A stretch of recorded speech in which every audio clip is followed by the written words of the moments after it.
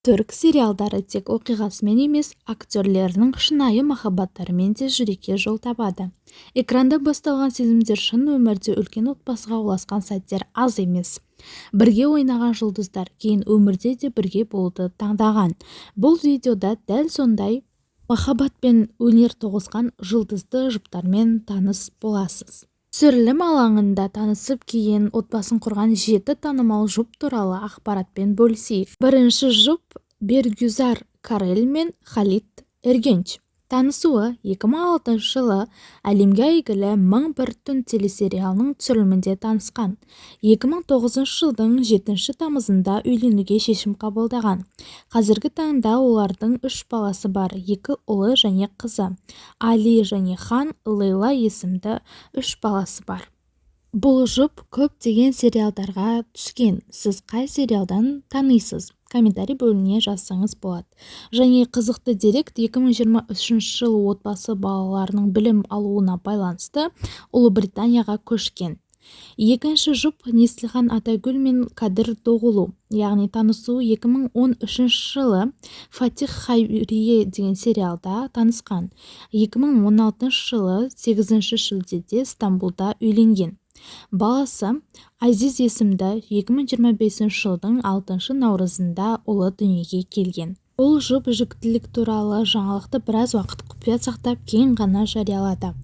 Үшінші орында Бурак Өзчевит пен Фахрие Эджен. Танысуы 2013 жылы Қарлығаш сериалында танысқан. Үйленуі 2017 жылдың 29 маусымында үйленген.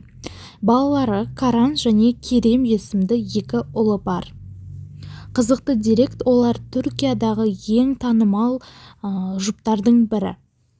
Келесі кезекте Серенай Сарыкая мен Керем Бюрсин, яғни бұлар бұрынғы жұптар.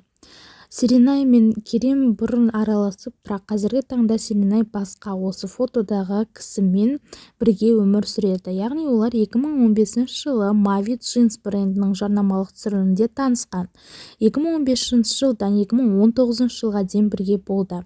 Олардың қарым-қатынасы Түркиядағы ең танымал шиеленіскен қарым-қатынастардың бірі.